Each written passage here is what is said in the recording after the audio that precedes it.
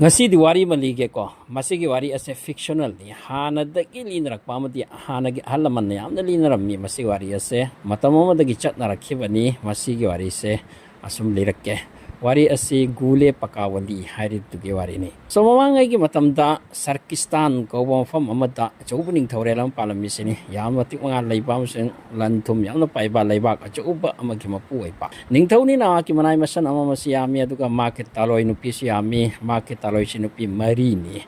ahan bagi taloi ahum masina machani pa amam torga ahum popi adubo matik mga leite yama thoina haising bangang sing oite nupam chawerga su masigi matung da khani matung da atombi nupi asigi macha ma leitore masida ningthoni na maki manai masan amati panji konok amati yenghal matam da hairakle ningthau nahaki tombi nupi asidagi hangang ama lakadori mak asinu pam cha oini aduka mak asi yamna haising ba amati khwaidagi thak wangwa na cha sing dagi oirani adubu ining tho problem amadi leini he kai no problem to hai matam da ining tho angang asina karigum polok matam sida angang asina ni yengu matam da nangi mit asitang hai plai masida ning tho si saukre hais ai gi chana bu ai no mabu yang do mak mi tang ni hari pa aduti mak pu nusi be mathu ta dre mak ase matik mathau na amadi lanthum yamna pai ga da mi moirga so aigi ifam se sin bada matik cha boirga so ma di yeng do ra to ma ki mama se hojik ka mabuk ta miroli se ma bu thokan sakro aduka chawra bu jangal amata thamkro aduka ma ki chana thakna ba mudi sami lami manai masan loina wathan ga nu haira ka ma ase inthok pikre ma ki atom bitaloya se kap na sat kre ningthaugi mahaldagi chatkre adubu mak pelam de mak ki mawa mapuroi baki mathakta mak pu adum haina naitum inthok pi batuda so chatkre chakraga mak ase nak jangal manung sida mak ki macha ase leijare leirabai matungda mafam aduda mak ase angang si yok tan chawal khothale asom nakanda mak ki taloi ahum sing macha ni pa sing chu pakhang farak le chawra pandong pare pakhang macha fan rak le nomuning thausi ma ke sadan bula ko tam sida ngasai gi jungle asida mama ga macha ga leikhribi jungle asida chat lure khangau ta na ma ti angang chu chawre di khangba na tabani na azugai di angang no pa siga una thok lure adagi nu adagi mami chi tang thokre ning thaw sa sugi matung ta mama sida hangle sumai na ning thaw mo ga theng nei adugu matung ta ai ga una badagi di ma si mami tang khrai na achuba wani taw se ai bu phani khwat kra taw ya dun ai chele ini kai na adugu matung ning thaw si chakre ning thaw chakra ga ma ke doctor ma se matam dugi doctor langtar kaudana yengle adugi matung du panji konok punamak na haire madudi ning thau na ki ming ase masi layang tuna phagada ba we au fo leite aduga pot amatang di oi pi ai madudi pari stan hari se mioi bagi leifam asidagi yamna lap khraba chahi kaya kaya gi lamdam lap na chatlaga adugumba pari gi des pari gi leibak am lai maduda gule bagawali aina chawrba ning thore lai gi ning thore am gi machanu pi lai madugi konung du da mauda pukhi ma lai madugi pukhi da lai am satli bagawali har play ase masigi lai ase hek to na gari ko purak laba adu oira borti na ke namit is nalpa matamda na ke namat ase phagani na tadi phawei we leite sini asum haina ngasai gi titang rabu ko bani na wari si loin khanglak le autaga mama da haire machani pasina ningthau asigi maming na gulsana kawi aduga ngasai gi pakhang macha atominu pokpase masina pu tajal muluk kawi tajal muluk so tajal muluk chi pakhang machani masang mato phajakraba yengbuta tha namit tha gup ta laklak bawa ningthau gi machani na hekta yengbuta phajakrab asum hain to da mama da hai jare ai gi maram na ne nahak suware aina prithibi sida lakpoda ai gi maram na nahak su konung thadok tang hi chahi kya dai jungle sida leirakli ni adugi matung da ipa su ngasi mami tangkre aduna ai chalage ai ri gule pakawadi haina pot am lai hai ri layam hai lai hai ri masi thirok raga di ma ki mami su pani hai rabin ai chalage hai ra signing thorel chena lau thokre madudi kana gumbana madugi lai adu hek tan purak laba amasung ai gi michi phanghal phahan bi batar ga di ai gi ning thau konung semau de sinani hai tura asom da ngasai gi machani pa ahum ase masi su radio in jakre madudi mapa gi damakta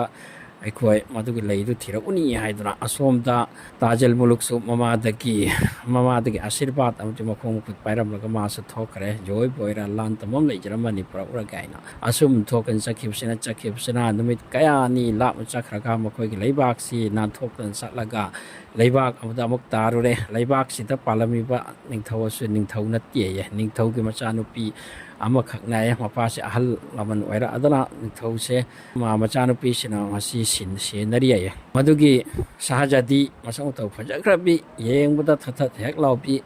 ꯊꯣꯠ ꯂꯥꯎꯔꯕꯤ ꯑꯗꯨꯒ ꯁꯥꯃꯤ ꯂꯥꯃꯤ ꯀꯌꯥꯝ ꯊꯣꯛꯅ ꯃꯇꯤꯛ ꯃꯊꯧ ꯅꯥꯜꯂꯤꯅ ꯄꯥꯜꯂꯤꯃꯦ ꯅꯨꯄꯤꯁꯦ ꯃꯍꯥꯛꯀꯤ ꯃꯃꯤꯡꯅ ꯗꯤꯜꯕꯔ ꯀꯧꯏ ꯌꯥꯏ ꯗꯤꯜꯕꯔꯁꯤꯒꯤ ꯃꯅꯥꯛꯇ ꯌꯧꯈ꯭ꯔꯦ ꯃꯈꯣꯏ ꯑꯁꯦ ꯉꯁꯥꯏꯒꯤ ꯃꯆꯤꯟ ꯃꯅꯥꯎ ꯑꯍꯨꯝ ꯑꯁꯦ ꯃꯁꯤꯗꯤ ꯃꯈꯣꯏꯒꯤ ꯀꯣꯅꯨꯡꯁꯤ ꯂꯥꯟꯁꯤꯟꯈ꯭ꯔꯒ ꯑꯗꯨꯝ ꯆꯠꯂꯛꯄ ꯃꯇꯝꯁꯤꯗ ꯃꯈꯣꯏꯅ ꯎꯔꯤꯕ ꯑꯣꯏꯔꯦ ꯃꯐꯝ ꯑꯗꯨꯗ ꯃꯁꯛ ꯃꯇꯧ ꯐꯖꯈ꯭ꯔꯕ ꯃꯤ ꯃꯌꯥꯝ ꯑꯃ ꯃꯔꯨꯁꯦ ꯏꯀꯣꯛ ꯀꯣꯛꯊꯣꯛꯂꯒ ꯃꯁꯝ ꯃꯅꯥꯁꯦ ꯑꯃꯠꯇ ꯌꯥꯎꯗꯕ ꯃꯈꯩ ꯃꯗꯨ ꯊꯕꯛ ꯊꯔꯥ ꯁꯨꯅꯔꯤ ꯍꯥꯏꯌꯦ ꯑꯗꯨꯗꯩꯗꯤ ꯃꯍꯥꯛꯅ ꯍꯪꯉꯦ ꯃꯈꯣꯏ ꯑꯍꯨꯝ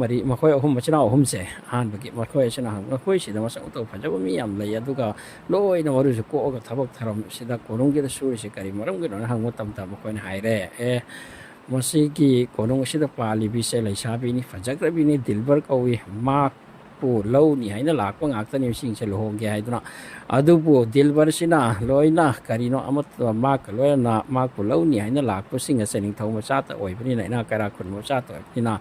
ꯃꯍꯥꯛꯀ ꯑꯩꯈꯣꯏꯒꯤ ꯆꯧꯕꯔ ꯍꯥꯏꯗꯨꯅ ꯑꯃ ꯁꯥꯟꯅꯩ ꯃꯁꯤ ꯖ꯭ꯋꯥꯔ ꯇꯥꯏꯞꯀꯤ ꯄꯣꯠꯅꯤ ꯃꯁꯤ ꯆꯧꯕꯔ ꯍꯥꯏꯕꯁꯤ ꯁꯥꯟꯅꯩ ꯆꯧꯕꯔ ꯁꯥꯟꯅꯕꯁꯤ ꯆꯦꯂꯦꯟꯖꯅꯤ ꯃꯁꯤ ꯀꯅꯥꯒꯨꯝꯕꯅ ꯍꯦꯛ ꯉꯝꯂꯕ ꯑꯗꯨ ꯑꯣꯏꯔꯗꯤ ꯃꯉꯣꯟꯗ ꯂꯨꯍꯣꯡꯒꯅꯤ ꯁꯤꯅꯤ ꯃꯁꯤꯗ ꯂꯩꯈ꯭ꯔꯤꯕ ꯅꯤꯡꯊꯧ ꯃꯆꯥꯁꯤꯡ ꯏꯅꯥꯛ ꯀꯩꯔꯥꯛ ꯈꯨꯟꯕꯁꯤꯡꯁꯦ ꯆꯧꯕꯔ ꯁꯥꯟꯅꯕꯁꯤꯗ ꯂꯣꯏꯅ ꯃꯥꯏꯊꯤꯈꯤꯕ ꯉꯥꯛꯇꯅꯤ ꯃꯥꯏꯊꯤꯔꯕꯅꯤꯅ ꯂꯣꯏꯅ ꯃꯥꯒꯤ ꯃꯅꯥꯏ ꯃꯁꯜ ꯑꯣꯏꯗꯅ ꯊꯕꯛ ꯊꯧꯔꯝ ꯀꯥꯡꯂꯨꯞ ꯑꯃꯅ ꯁꯟ ꯁꯦꯜꯕ ꯀꯥꯡꯂꯨꯞ ꯑꯃꯅ ꯑꯃ ꯇꯧꯕ ꯀꯥꯡꯂꯨꯞ ꯐꯤ ꯁꯤꯕ ꯂꯣꯏꯅꯃꯛꯀꯤ ꯂꯣꯏꯅ ꯊꯕꯛ ꯁꯨꯍꯟꯗꯅ ꯊꯝꯃꯤꯁꯤꯅꯤ ꯑꯗꯨ ꯉꯁꯤ ꯅꯨꯃꯤꯠ ꯑꯁꯤ ꯐꯥꯎꯕꯗ ꯀꯅꯥꯃ ꯃꯍꯥꯛꯄꯨ ꯍꯧꯖꯤꯛ ꯃꯥꯒꯤ ꯆꯧꯕꯔ ꯄ꯭ꯂꯦꯁꯤꯗ ꯉꯝꯕ ꯌꯥꯎꯈꯤꯗ꯭ꯔꯤꯁꯤꯅꯤ ꯉꯁꯥꯏ ꯃꯆꯤꯟ ꯃꯅꯥꯎ ꯑꯍꯨꯝꯁꯤꯅ ꯃꯁꯤꯗꯒꯤ ꯈꯜꯂꯦ ꯃꯁꯤꯗꯤ ꯅꯤꯡꯊꯧꯒꯤ ꯃꯆꯥꯅꯨꯄꯤ ꯑꯁꯨꯛ ꯐꯖꯔꯕꯁꯤꯗ ꯃꯁꯤꯒꯤ ꯆꯦꯂꯦꯟꯖ ꯑꯩꯈꯣꯏ ꯀꯩꯗꯧꯅ ꯉꯝꯃꯣꯏꯗꯧꯔꯤꯗꯅ ꯃꯁꯤꯗꯤ ꯑꯃꯨꯛꯇꯪꯕꯨ ꯈꯦꯂꯥ ꯑꯁꯤ ꯁꯥꯟꯅꯔꯝꯃꯒꯦ ꯈꯟꯗꯨꯅ ꯃꯈꯣꯏꯅ ꯆꯧꯕꯔꯁꯦ ꯃꯊꯪ ꯁꯥꯟꯅꯔꯛꯄ ꯃꯇꯝꯗ ꯃꯈꯣꯏ ꯑꯁꯤ ꯂꯣꯁ ꯑꯣꯏꯗꯨꯅ ꯃꯈꯣꯏ ꯑꯁꯤ ꯃꯔꯨ ꯃꯀꯣꯛ ꯀꯣꯛꯊꯣꯛꯂꯒ ꯁꯨꯅꯤꯌꯥꯡ ꯇꯩꯊꯣꯛꯂꯒ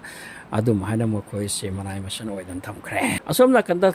ꯇꯥꯖꯜ ꯃꯨꯂꯨꯛꯁꯨ ꯃꯐꯝꯗꯨꯗ ꯌꯧꯁꯤꯟꯈ꯭ꯔꯕ ꯃꯇꯨꯡꯗ ꯃꯍꯥꯛꯅ ꯎꯔꯦ ꯃꯍꯥꯛꯀꯤ ꯃꯆꯤꯟ ꯃꯅꯥꯎ ꯑꯍꯨꯝꯃꯛ ꯑꯁꯤꯁꯨ ꯍꯧꯖꯤꯛ ꯗꯤꯜꯕꯔꯒꯤ ꯀꯣꯅꯨꯡꯗ ꯃꯤꯅꯥꯏ ꯃꯤꯁꯟ ꯑꯣꯏꯗꯨꯅ ꯂꯩꯔꯦ ꯇꯥꯖꯜ ꯃꯨꯂꯨꯛꯁꯦ ꯃꯍꯥꯛ ꯑꯁꯦ ꯃꯍꯥꯛꯀꯤ ꯃꯅꯥꯎꯅꯤ ꯍꯥꯏꯕ ꯃꯈꯣꯏ ꯑꯍꯨꯝꯒꯤ ꯃꯅꯥꯎꯅꯤ ꯍꯥꯏꯕꯁꯤꯗꯤ ꯈꯪꯍꯟꯗꯦ ꯑꯗꯨꯒꯤ ꯃꯇꯨꯡꯗ ꯃꯍꯥꯛ ꯑꯁꯦ ꯃꯗꯨꯒꯤ ꯀꯣꯅꯨꯡꯗ ꯑꯣꯏꯔꯤꯕ ꯄꯨꯝꯅꯃꯛ ꯋꯥꯔꯤ ꯋꯥꯇꯥꯏꯁꯦ ꯈꯪꯗꯣꯛꯂꯕ ꯃꯇꯨꯡꯗ ꯀꯔꯝꯍꯥꯏꯅ ꯇꯧꯅꯤ ꯃꯁꯤꯒꯤ ꯂꯩꯕꯥꯛ ꯑꯁꯤ ꯂꯥꯟꯕꯒꯤꯗꯃꯛꯇ ꯃꯁꯤꯒꯤ ꯅꯨꯄꯤ ꯑꯁꯦ ꯗꯤꯜꯕꯔ ꯀꯧꯕꯤ ꯑꯁꯦ ꯀꯔꯤꯒꯨꯝꯕ ꯋꯤꯟ ꯇꯧꯔꯕꯗꯤ ꯃꯍꯥꯛꯀꯤ ꯁꯥꯃꯤ ꯂꯥꯃꯤ ꯂꯩꯔꯤ ꯁꯦꯟ ꯊꯨꯝ ꯄꯥꯏꯕꯤꯅꯤ ꯑꯩꯒꯤꯁꯨ ꯃꯇꯦꯡ ꯑꯣꯏꯕ ꯍꯥꯏꯗꯨꯅ ꯑꯗꯨꯒ ꯑꯩꯒꯤ ꯏꯌꯥꯝꯕ ꯑꯍꯨꯝ ꯑꯃꯁꯨ ꯃꯍꯥꯛꯅ ꯁꯤꯗ ꯀꯩꯠ ꯇꯧꯗꯅ ꯖꯦꯜꯗ ꯊꯝꯈ꯭ꯔꯦ ꯑꯗꯨꯅꯗꯤ ꯀꯔꯤꯒꯨꯝꯕ ꯑꯃꯗꯤ ꯇꯧꯔꯝꯗꯕ ꯌꯥꯗꯦ ꯍꯥꯏꯗꯨꯅ ꯃꯥꯅ ꯈꯜꯂꯛꯄ ꯃꯇꯝꯁꯤꯗ ꯀꯔꯝꯍꯥꯏꯅ ꯇꯧꯅꯤ ꯁꯤꯗꯤ ꯍꯥꯏꯅ ꯃꯍꯥꯛ ꯅꯣꯡ ꯅꯤꯅꯤ ꯃꯐꯝ ꯑꯗꯨꯗ ꯂꯩꯁꯤꯜꯂꯦ ꯅꯣꯡ ꯅꯤꯅꯤ ꯃꯐꯝ ꯑꯗꯨꯗ ꯂꯩꯔꯦ ꯑꯗꯨꯒꯤ ꯃꯇꯨꯡꯗ ꯃꯗꯨꯒꯤ ꯀꯣꯅꯨꯡꯗꯨꯒꯤ ꯀꯅꯥ ꯀꯃꯥꯏꯅ ꯇꯧꯏ ꯍꯥꯏꯕꯁꯤ ꯐꯖꯅ ꯌꯦꯡꯁꯤꯜꯂꯦ ꯀꯣꯅꯨꯡꯗꯨꯗ ꯃꯍꯥꯛꯁꯤ ꯂꯥꯞꯇꯛꯅ ꯌꯦꯡꯕꯅꯤꯅ ꯅꯨꯡꯇꯤꯒꯤ ꯑꯍꯟ ꯍꯅꯨꯕꯤ ꯑꯃ ꯉꯁꯥꯏꯒꯤ ꯅꯤꯡꯊꯧ ꯅꯨꯄꯤꯁꯤꯒꯤ ꯀꯣꯅꯨꯡꯁꯤꯗꯒꯤ ꯊꯣꯔꯛꯂꯒ ꯃꯌꯨꯝꯗ ꯆꯠꯂꯤꯕ ꯁꯤꯗ ꯇꯥꯖꯜ ꯃꯨꯂꯨꯛꯅ ꯈꯜꯂꯦ ꯃꯁꯤꯒꯤ ꯅꯨꯄꯤ ꯑꯁꯦ ꯋꯥꯃꯗꯤ ꯑꯣꯏꯒꯅꯤ ꯍꯅꯨꯕꯤꯁꯦ ꯑꯗꯨꯅ ꯃꯍꯥꯛꯅ ꯅꯨꯡꯇꯤꯒꯤ ꯆꯠꯂꯤꯁꯦ ꯃꯍꯥꯛꯀ ꯂꯨꯅꯕ ꯇꯥꯔꯒꯗꯤ ꯀꯔꯤꯒꯨꯝꯕ ꯈꯔꯗꯤ ꯁꯦꯀ꯭ꯔꯦꯠ ꯈꯔ ꯈꯪꯕ ꯉꯝꯒꯅꯤ ꯍꯥꯏꯗꯨꯅ ꯑꯗꯨ ꯑꯣꯏꯔꯕꯗꯤ ꯑꯩ ꯍꯅꯨꯕꯤꯁꯤꯒꯤ ꯌꯨꯝꯗ ꯆꯠꯂꯁꯤꯔ ꯑꯩ ꯍꯅꯨꯕꯤꯁꯤꯒꯤ ꯌꯨꯝꯗ ꯍꯦꯛꯇ ꯆꯠꯂꯕꯗꯤ ꯃꯗꯨꯁꯨ ꯍꯦꯛꯇ ꯌꯥꯔꯣꯏ ꯑꯗꯨ ꯑꯣꯏꯔꯕꯗꯤ ꯀꯃꯥꯏꯅ ꯇꯧꯅꯤ ꯍꯥꯏꯗꯨꯅ ꯃꯗꯨꯒꯤ ꯃꯐꯝꯗꯨꯗ ꯈ꯭ꯋꯥꯏꯗꯒꯤ ꯏꯅꯥꯛ ꯀꯩꯔꯥꯛ ꯈꯨꯟꯕ ꯀꯅꯥꯅꯣ ꯍꯥꯏꯅ ꯃꯥꯅ ꯊꯤꯔꯦ ꯃꯗꯨꯒꯤ ꯀꯣꯅꯨꯡ ꯑꯗꯨꯗ ꯌꯥꯝꯅ ꯏꯅꯥꯛ ꯀꯩꯔꯥꯛ ꯈꯨꯟꯕ ꯅꯨꯄꯥ ꯑꯃ ꯃꯕꯨꯛ ꯃꯄꯥꯎꯁꯨ ꯐꯕ ꯕꯤꯖꯤꯅꯦꯁ ꯇꯧꯕ ꯅꯨꯄꯥ ꯑꯃ ꯂꯩꯁꯤꯅꯤ ꯃꯍꯥꯛꯀꯤ ꯃꯅꯥꯛꯇ ꯅꯣꯡꯃ ꯃꯍꯥꯛꯇꯤ ꯅꯤꯡꯊꯧ ꯃꯆꯥ ꯑꯣꯏꯔꯒꯁꯨ ꯐꯤꯔꯣꯜꯗꯨ ꯌꯥꯝꯅ ꯐꯖꯗꯦ ꯑꯔꯥꯞꯄꯗꯒꯤ ꯂꯥꯛꯄꯅꯤꯅ ꯃꯨꯁꯥꯐꯤꯔ ꯇ꯭ꯔꯥꯚꯦꯂꯔꯅꯤ ꯃꯍꯥꯛꯁꯤ ꯉꯁꯥꯏꯒꯤ ꯏꯅꯥꯛ ꯀꯩꯔꯥꯛ ꯈꯨꯟꯕ ꯅꯨꯄꯥ ꯑꯁꯤꯒꯤ ꯃꯅꯥꯛꯇ ꯆꯪꯈ꯭ꯔꯒ ꯃꯍꯥꯛ ꯍꯥꯏꯖꯔꯨꯔꯦ ꯏꯌꯥꯝꯕ ꯍꯥꯏꯕ꯭ꯔꯥ ꯀꯩꯅꯣ ꯑꯃ ꯀꯧꯔꯗꯅ ꯁꯨꯃꯥꯏꯅ ꯑꯩꯗꯤ ꯑꯔꯥꯞꯄ ꯃꯐꯝꯗꯒꯤ ꯂꯥꯛꯄꯅꯤ ꯑꯗꯨꯕꯨ ꯃꯐꯝꯁꯤꯗ ꯊꯕꯛ ꯊꯔꯥꯛ ꯀꯔꯤꯃꯠꯇ ꯂꯩꯇꯦ ꯑꯩꯕꯨ ꯊꯕꯛ ꯑꯃꯇꯪ ꯅꯍꯥꯛꯀꯤ ꯄꯤꯕꯤꯌꯨ ꯀꯔꯤꯒꯨꯝꯕ ꯅꯍꯥꯛꯅ ꯑꯩꯕꯨ ꯊꯝꯕꯤꯔꯗꯤ ꯑꯩ ꯅꯍꯥꯛꯀꯤ ꯃꯇꯦꯡ ꯇꯧꯅꯤ ꯍꯥꯏꯕꯗꯒꯤ ꯃꯍꯥꯛꯀꯤ ꯃꯁꯛ ꯃꯇꯧ ꯐꯖꯕ ꯑꯃꯗꯤ ꯋꯥꯉꯥꯡ ꯁꯉꯥꯡ ꯐꯖꯕ ꯅꯤꯡꯊꯧ ꯃꯆꯥ ꯑꯃꯒꯤ ꯂꯝꯆꯠꯅꯤꯅ ꯑꯔꯣꯠꯄꯗ ꯅꯤꯡꯊꯧ ꯃꯆꯥꯅꯤ ꯍꯥꯏꯕ ꯈꯪꯗ꯭ꯔꯒꯁꯨ ꯉꯁꯥꯏ ꯏꯅꯥꯛ ꯀꯩꯔꯥꯛ ꯈꯨꯟꯕꯁꯤꯅ ꯃꯥꯕꯨ ꯅꯨꯡꯁꯤꯔꯦ ꯑꯗꯨꯗꯤ ꯅꯪ ꯀꯔꯤ ꯊꯕꯛ ꯇꯧꯅꯤ ꯅꯍꯥꯛꯅ ꯖꯣꯕ ꯄꯤꯕ ꯊꯕꯛ ꯇꯧꯅꯤ ꯍꯥꯏꯗꯨꯅ ꯃꯍꯥꯛꯁꯦ ꯃꯗꯨ ꯂꯩꯔꯕ ꯃꯇꯨꯡꯗ ꯉꯁꯥꯏꯒꯤ ꯍꯅꯨꯕꯤꯁꯦ ꯃꯁꯤ ꯃꯥꯅ ꯐꯣꯂꯣ ꯇꯧꯔꯦ ꯀꯗꯥꯏꯗ ꯆꯠꯂꯤꯕꯅꯣ ꯀꯗꯥꯏꯗ ꯂꯥꯛꯏꯕꯅꯣ ꯍꯥꯏꯕꯁꯦ ꯃꯁꯤꯗꯒꯤ ꯅꯣꯡꯃ ꯃꯍꯥꯛꯅ ꯍꯅꯨꯕꯤꯁꯤꯒꯤ ꯃꯌꯨꯝꯗ ꯆꯠꯈꯤꯕꯅꯤ ꯍꯅꯨꯕꯤꯁꯤꯒꯤ ꯃꯌꯨꯝꯗ ꯆꯠꯂꯒ ꯍꯅꯨꯕꯤꯁꯤꯅ ꯈꯜꯂꯦ ꯅꯪ ꯀꯅꯥꯅꯣ ꯀꯗꯥꯏꯗꯒꯤꯅꯣ ꯂꯥꯛꯏꯁꯦ ꯍꯥꯏꯅ ꯃꯍꯥꯛꯅ ꯍꯅꯨꯕꯤꯁꯤꯒꯤ ꯃꯃꯥꯡꯗ ꯈꯨꯗꯨꯞ ꯍꯦꯛꯇ ꯀꯨꯜꯂꯒ อีเวนไอเสียอันทงลาปนี่นี่เฮอดูปูเยงโง่นะฮะกิสักตั้มจูอุปดาคันนี้มาได้อีเวนอมาเลยคิดเรซีเครอดูมากนะฮะกิหักจานะฮะกิสักตั้มเจอุปมาตั้งแต่อีเวนตัวนึงสิ่งละแต่นั่งกินนะฮะกิสังก์iniอีเวนนั่งกิกันเลยยมสิดังสิตั้งเดลีกเกตนะอีเวนนั่งกิเสวะตัวจระเกะอามาตัวจระเกะนี่ว่าเสพจะจะหายเลยมาตุ้งตัวมาเบียนชิบุกมาบุกอาศัยฮันนูบิชมาบุกเป็นเปลเฮลเล่อดูกิมาตุ้งตาไอ้กิสิใจสุกันอาสุไลเตรดานิ่งทองนุปีดิลเบอร์กิเสบารอยนิดาอาดูไอ้ดิไลลังบินีไลเฮกแล้วปวดก็มากินไลนิตีจัลลิวนุปีนิดานะพาร์ไอ้นะมาสุกิตีฮันุบิชิวมาเนเสบามาว่าเสมาตัวตัวขันนี่ไลเร่โนนี่ไลอาสมนักกันตานิ่งอาศัยกิมากินักเคราคุณมนุษย์ป้าสิกมานักตัวเสเฮกไลอาสมัยตัวตัวฮันุบิชิกมากิยามนั่นลูนักเคราฮันุบินิสมากิมาสุกุมาจากุมลูจักเครามาสักตัวพจบาริเสหายจัดขี้มาฟอมแต่จันในให้พิจารณาเสียงบันนี้มาสักมาตัวนับพจารบะไอ้นี่มาฟอมแต่สักข้อ problem เลยที่ให้เนี่ยบันso asumna mak luna re ko matam sida no mati timing chabo tamta hanubisi mapong met pi raga seba toraga hangbani even nanga iga leiminari su matam kuire da adubu nahak na no mutasu wari amata kajana li ti nahak nungti gi konung de sali du konung sida nahak karino thabak tawrise ase adu nupi hanubisi na re ai di leilang pi ni da adu haire fara adu di ai wam tang ki hangki ni masigi konung sida ning thoma cha kaya tang mo minai udin lei krise masi karamahin tawrino masi sumtari babu ningthau nupi asina chobar ra kaino ma sanai hairi maduda makna tanga mi karam na ngam desi masi karamahin tawrino sinine makna hangbasida hanubi sin hairak na machagum lusina hai ai wa mati hai ke adu bunang masi gi wase masi karada se lithok pa yada bani ko ningthau nupi se am fatte ko makna tawri se chal sanari ni asumai no maral le jitu mi kaya dang mana maki lang da thuan da nga si thami se awa bu khang da ma nga to se ka mai ha ta hing gi matam da chau ba sa na ko matam se no yai da ta ngam sa nei adu ko ma ki haudong ma loi dan tham ba haudong ma lei adu ko uchi ma su lei so haudong sing ma thak ta chau ba se sa na matam da ma nga thau mai ma thali adu ka haudong am di thau mai ki marum se da uchi si lo ta na lei nga sai chau ba se sa na matam se da kana gom ba ning thau ma cha ina khun ba ki ma ki cha la se na fajar pa ta ra ga ti nga sai gi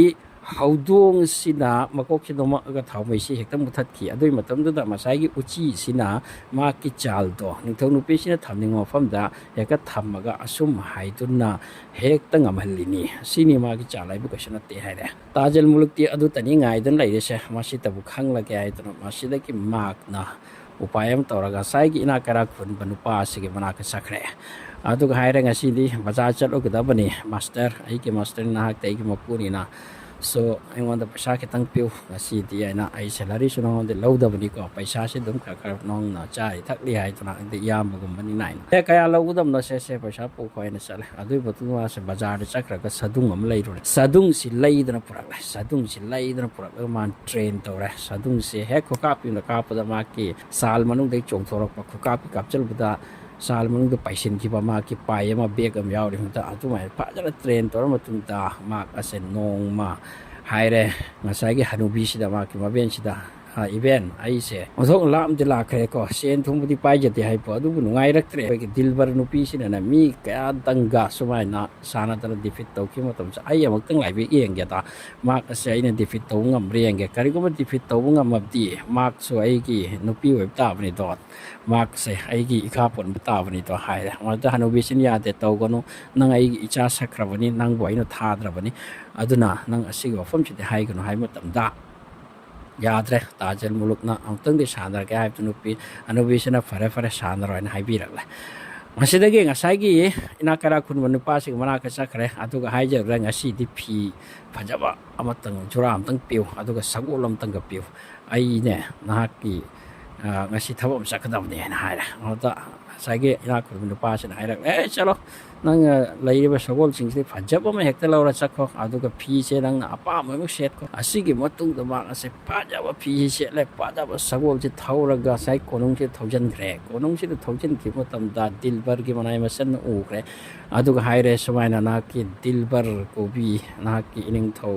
nupi adu da hayu samai na laiba amada ki nupa ma la e mak sin thau ma cha kangan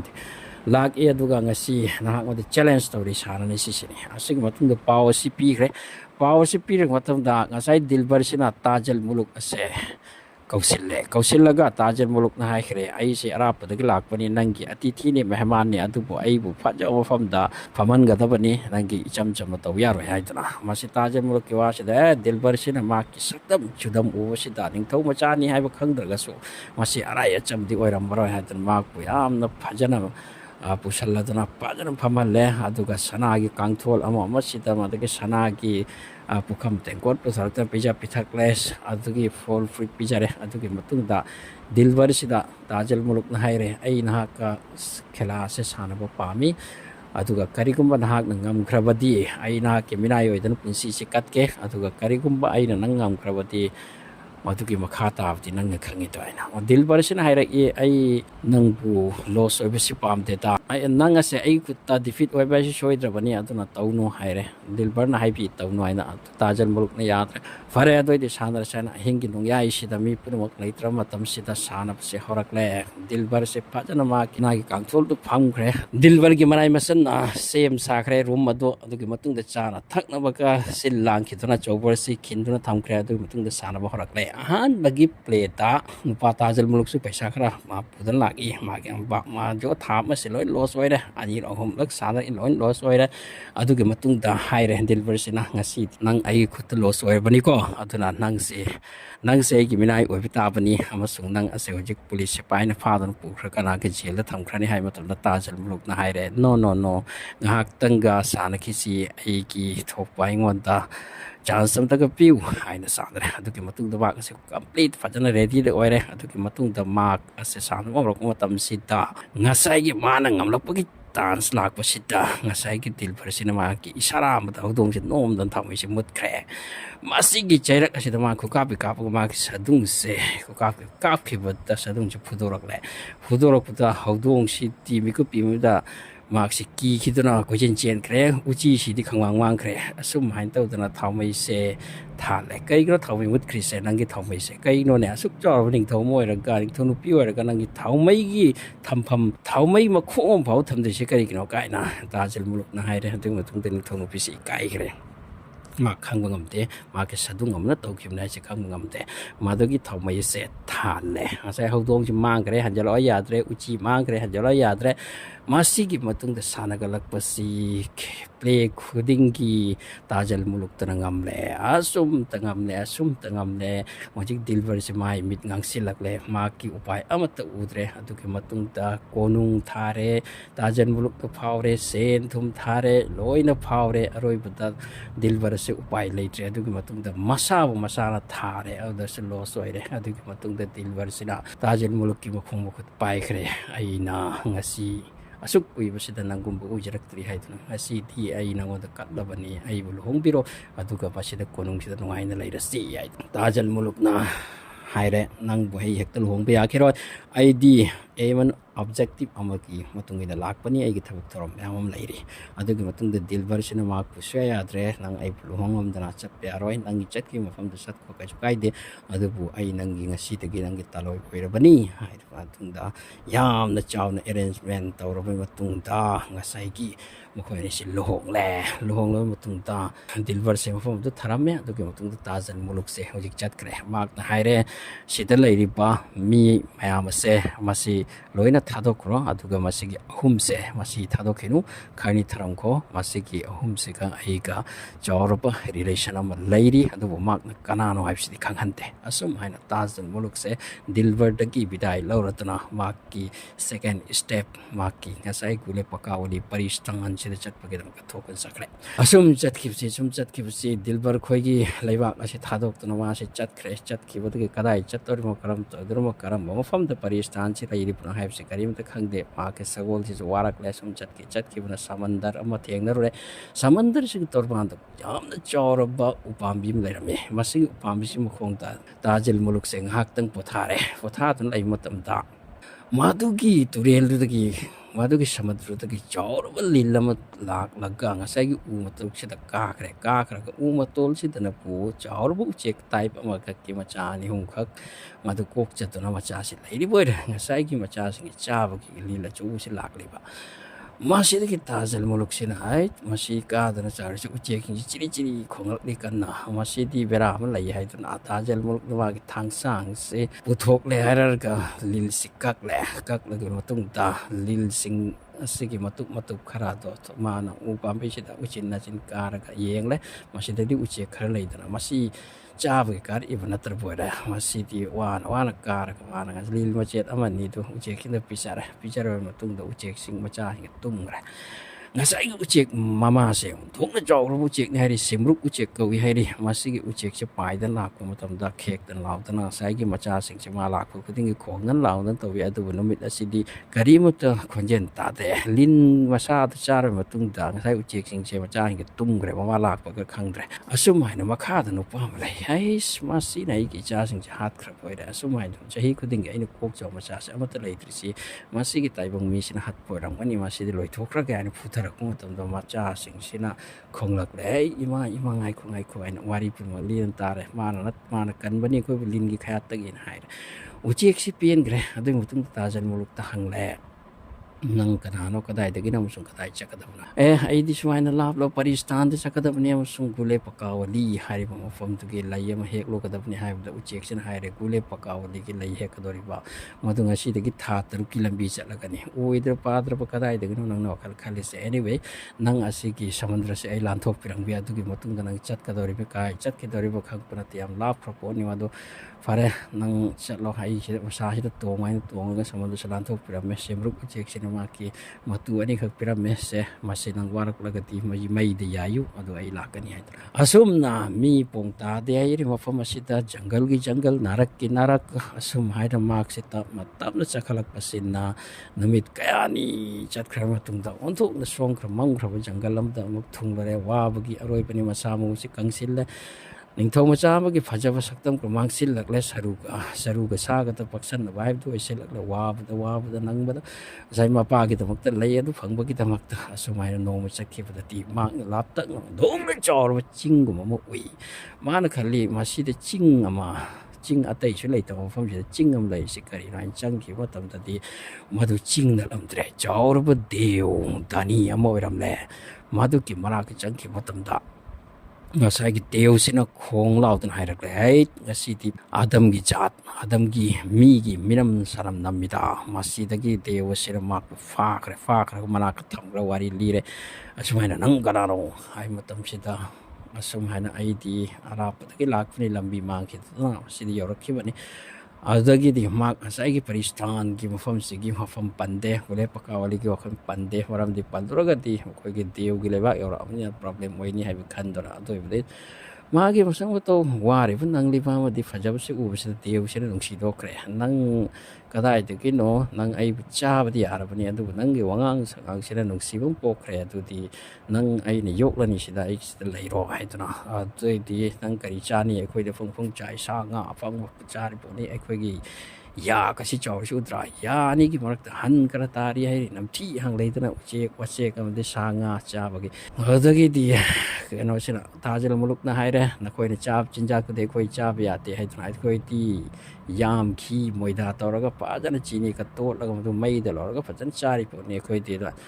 ꯑꯁꯨꯝꯍꯥꯏꯅ ꯗꯦꯎꯁꯤ ꯄꯥꯏꯗꯅ ꯆꯠꯈ꯭ꯔꯒ ꯑꯆꯧꯕ ꯕꯣꯔꯥ ꯈꯔ ꯘꯤ ꯊꯥꯎ ꯆꯤꯅꯤ ꯌꯥꯝꯁꯤ ꯄꯨꯗꯅ ꯂꯥꯛꯂꯦ ꯑꯗꯨꯒ drum ꯍꯥꯏꯅ ꯊꯥꯊꯔꯁꯦ ꯃꯁꯤꯒ ꯊꯣꯡꯉ ꯆꯥꯔꯣ ꯌꯦꯡꯁꯦ ꯅꯈꯣꯏꯅ ꯆꯥꯔꯤ ꯃꯑꯣꯡꯗꯣ ꯀꯔꯤꯅꯣ ꯑꯩꯁꯨ ꯆꯥꯒꯦ ꯍꯥꯏꯗꯨꯅ ꯃꯁꯤꯗꯒꯤ ꯇꯥꯖꯜ ꯃꯨꯂꯨꯛꯅ ꯃꯐꯝ ꯑꯃ ꯐꯖꯅ ꯁꯦꯡꯗꯣꯛꯂꯒ ꯑꯆꯧꯕ ꯇꯜ ꯑꯃ ꯍꯧꯔꯦ ꯃꯗꯨꯗ ꯘꯤ ꯊꯥꯎ ꯐꯖꯅ ꯇꯥꯛꯂꯒ ꯐꯖꯅ ꯍꯧꯒꯠꯂꯒ ꯃꯁꯤꯗ ꯃꯩꯗ ꯂꯧꯔꯒ ꯇꯜ ꯑꯁꯦ ꯗꯦꯎꯁꯤꯗ ꯄꯤꯔꯦ ꯗꯦꯎꯁꯤꯗ ꯍꯥꯏꯔꯦ ꯅꯪꯅ ꯇꯜꯁꯦ ꯆꯥꯕ ꯃꯇꯝꯗ ꯕꯤꯁꯃꯤꯜꯂꯥ ꯍꯥꯏꯔꯤꯁꯤ ꯁꯣꯔꯒꯗꯕꯅꯤ ꯑꯜꯂꯥꯍꯒꯤ ꯃꯃꯤꯡ ꯁꯣꯔꯒꯗꯕꯅꯤ ꯑꯗꯨ ꯑꯣꯏꯔꯕꯗꯤ ꯅꯪ ꯅꯕꯨꯛ ꯊꯜꯀꯅꯤ ꯃꯔꯝꯗꯤ ꯁꯤ ꯇꯜꯁꯤ ꯄꯤꯛꯏꯗꯅ ꯅꯪꯒꯤ ꯑꯣꯏꯅ ꯃꯕꯨꯛ ꯊꯟꯅꯤꯡꯉꯥꯏꯗꯤ ꯅꯠꯇꯦ ꯑꯗꯨꯕꯨ ꯃꯗꯨꯒꯤ ꯕꯤꯁꯃꯤꯜꯂꯥ ꯑꯗꯨ ꯁꯣꯜꯂꯕꯗꯤ ꯅꯪ ꯅꯕꯨꯛ ꯊꯜꯀꯅꯤ ꯍꯥꯏꯕ ꯃꯇꯝꯗ ꯕꯤꯁꯃꯤꯜꯂꯥ ꯁꯣꯜꯂꯒ ꯃꯗꯨꯒꯤ ꯇꯜ ꯑꯗꯨ ꯆꯥꯈꯤꯕ ꯃꯇꯝꯗ ꯉꯁꯥꯏꯒꯤ ꯆꯤꯡꯃꯨꯛ ꯆꯥꯎꯔꯕ ꯃꯕꯨꯛꯇꯨ ꯊꯟꯗꯣꯛꯈ꯭ꯔꯦ ꯑꯁꯤꯒꯤ ꯃꯇꯨꯡꯗ ꯀꯦꯈꯠꯂꯒꯦ ꯑꯗꯨꯒ ꯍꯥꯎꯃꯟꯈꯤꯗꯅ ꯍꯥꯏꯔꯦ ꯑꯁ ꯑꯣꯟꯊꯣꯛꯅ ꯍꯥꯎꯏꯗ ꯄꯦꯜꯂꯤꯗ ꯉꯁꯤꯗꯤ ꯑꯗꯨ ꯅꯪ ꯀꯔꯤꯅꯣ ꯀꯗꯥꯏꯗꯒꯤꯅꯣ ꯂꯥꯛꯂꯤꯕꯁꯦ ꯀꯔꯤ ꯃꯔꯝ ꯂꯩ ꯍꯥꯏꯕꯁꯤꯃꯗꯤ ꯍꯥꯏꯗꯦ ꯉꯁꯤ ꯍꯥꯏꯕ ꯇꯥꯁꯤ ꯍꯥꯏꯕ ꯃꯇꯝꯗ ꯇꯥꯖꯜ ꯃꯨꯂꯨꯛꯅ ꯍꯥꯏꯔꯦ ꯅꯈꯣꯏ ꯗꯦꯎ ꯍꯥꯏꯕ ꯖꯤꯕꯁꯤꯡꯁꯦ ꯅꯈꯣꯏꯗꯤ ꯖꯤꯟꯅꯤ aduna laini aduna nakhoida thajabasi leitini he adu arisu haibti haibai matamna ara Sulaiman alayhi salam ki kasam chaw adu arabati haigani haire adu ki matunga jin sina dev sina Sulaiman kasam chakre dev jin sing se Sulaiman alayhi salam ki kasam chakrabati amuk makhoi se mi ki phattawa tawde sini ma jo haibu tawni sini adu ki tajan haire aise asi ki mafam se lakli se aduguma paristanda gule bakawadi hairi panupi adugi konungda layama satli hai mai pokri da madu hek kelakpani hai matam cha devse makok sida makhut sina damdam hai karino tawkri sidi aikhoi di ngak li bani ma ki konungi leibak ki kachina mangak pani aikhoi di ma ki paharadar ni aikhoi di chokidar ni he nang hairak li suwase kaino ngak khallaga adugumba mafamduda yauhanbagidamagta nangbu maksillu haibsidi oiriba yara haina makase awaba chakre makase chokidani sini aduaidagi paristan gi mafam yauraba kaino adugi matungda upai leiti aidi aduna maikai amada aigumba ma ngakri aigi marup ma bom ta kauki gaina mak na daiti upai am tawdana makoi gi we da kaugre matungda ngasai gi maiki marup deu chuba maga lakle mak lakpaga ais masidi minam nami saram nami kai tere mi chadru kuire kai torak matam sida ngasai gi marup asin haire aina haigi icha gumna ma yuk ni he mi masama ma nga thong thak pa siang thok na haw kraba asi nangbu chana bitu mukta korak pani aduna mangsu char ga yengo ada ma ustalla ma pijara adu matung da kasam sahal la Sulaiman gi adu matung da wari silli re matung da mukweni si kok pai khre masidi kamai tawni paristan yobu gi da makta ma pu karam ane koina thajang gani ai khoi di kasam sa khre mai wasu ya ti ai ngasai gi deu asigi machan nupi ma lai se amala ka wi si mai ke ma ngak di sini amala si makhoi na kau khre nupi si kau khraga haire si ki nupa se khoi eni we taw ule pakaw di konung yo han da ya tre khoi sumai na fasi khre ma kasam ja tho ure aduna amala de sit tal bijare adu matungda amala no upayam leitre yam basil lage yenga se kain to se hujikte gole pakaw de tum matam ni tha taruk tummi tha taruk nongal bom fam da na gole pakaw di hoi ka se tha taruk hek tummi me tum matam se dek changhal la se kain to nen uchi ma le ye uchi ki ning thau uchi se chaw lo uchi mo khai ma si ki leinung de uchi ki sing sina gole pakaw di konung ka sang khri me uchi sida amala ko bi ngasai ki tiu gi machan nupi sina haire hengo amala ko bi nupi sina ne amako warim ga lirakle madudi ai gi inak ta so ai na nupi am kha phadana thammi ni he to na phasang to phaja khrabi mamata ko ma ka se ai na phadan thammi nung simandana ado ngasi ki tajal muluk se yawra lak labani na mo ko ni sil hong halake haire adu ge matung ta wakai mamata se ka tajan muluk ke su unalle tajan muluk ta mamata se nungsire matung da makhoi ni se lohong la tana lai til ki muluk ta lohong ta haire mamata se dam ka tajan muluk na haire yango ai di mafom ta chatta bya de aduna upai mo ro ta na chat pa ki lak pani aduna hayang hanba matam dai khoi ni se han ki si adu ujik te ai chalu ki haire ma da gi ngasai gi hamala se mama saktan lai bi se ma upai ma sila adu gi uchi ki ning thau ko ro haire sidagi surung hallu nangi samilami uchi mayam changaga aduga tajal muluk se ule pakawali ki konung yono puko adugi matung da mak ase suksok sokhandana karim ta tek ta kaidana amaka hannan pudan lakada bani haidro masigi matung da uchi silma ki thabak ase project si haukre namit kyani changdana surung ase halladuna ta asngai ki ule pakawali ki konung se phau pre tajal muluk se ma ki uchi du mang ta tongdan chakra ga sai ule pakawali ki thonga ma ki konung se da phau ro matam da di mak ti mang la hara kari ma ta khang khidre aduk phajaba sana hira yai lak launa phajakre ba u wa phau da sana li kolgi mana masing ta oi bugum ta khre sini mafam kuding de yengki ba da pumnang phajakra ba ma se de ma da konung sim ki loi na tum no matam ni na madhuda kanama uche waya ma paisan ma hom nati aduk matik sena don lai krama tum se ma se ma da chang khidana ko yeng lak pa da konung se da ule pakawali mathan tani haya lai ri se ma se da ki ma na koi chat mahal manung si yang ko ta mahal sana ki kang thol mo tak manung ta sana ki kang thol mo tak to dong na phaja khrab nu pi ma hip to na lai ram se ne ma se da ki ma na ko yeng lak ma tam ta ꯉꯁꯥꯏꯒꯤ ꯄꯨꯈ꯭ꯔꯤꯁꯤꯗ ꯃꯌꯥꯏꯁꯤꯗ ꯂꯩ ꯑꯃꯁꯨ ꯁꯥꯠꯂꯦ ꯁꯤꯅꯤ ꯁꯤꯒꯤ ꯂꯩꯁꯤ ꯑꯣꯏꯔꯦ ꯍꯥꯏꯔꯤꯁꯦ ꯃꯥꯅ ꯑꯍꯥꯟꯕꯗ ꯂꯩꯁꯤ ꯄꯨꯈ꯭ꯔꯤꯗ ꯀꯨꯝꯃꯒ ꯍꯦꯛ ꯄꯨꯈꯠꯂꯛꯂꯦ ꯑꯗꯨꯒꯤ ꯃꯇꯨꯡꯗ ꯉꯁꯥꯏꯒꯤ ꯒꯨꯂꯦ ꯕꯀꯥꯋꯂꯤ ꯍꯥꯏꯔꯤꯕ ꯅꯨꯄꯤ ꯃꯁꯛ ꯐꯖꯕꯤꯁꯦ ꯄꯔꯤ ꯅꯨꯄꯤꯁꯤꯒꯤ ꯃꯅꯥꯛꯇ ꯐꯝꯂꯒ ꯃꯥꯒꯤ ꯈꯨꯗꯣꯞꯀꯁꯤ ꯌꯦꯡꯂꯦ ꯑꯗꯨꯒꯤ ꯃꯇꯨꯡꯗ ꯇꯥꯖꯜ ꯃꯨꯂꯨꯛꯅ ꯃꯥꯒꯤ ꯈꯨꯗꯣꯞꯇꯨ ꯂꯧꯊꯣꯛꯂꯒ ꯒꯨꯂꯦ ꯕꯀꯥꯋꯂꯤꯒꯤ ꯈꯨꯗꯣꯞ ꯑꯁꯦ ꯂꯧꯔꯒ ꯃꯁꯤꯗꯒꯤꯗꯤ ꯃꯥꯛ ꯑꯁꯦ ꯂꯥꯛꯂꯒ ꯉꯁꯥꯏꯒꯤ ꯎꯆꯤꯁꯦ ꯑꯃꯨꯛ ꯀꯧꯔꯦ ꯎꯆꯤꯁꯤꯒꯤ ꯃꯉꯛꯇ ꯇꯣꯡꯂꯒ ꯃꯥꯁꯦ ꯊꯣꯛꯇ ꯂꯥꯛꯑꯦ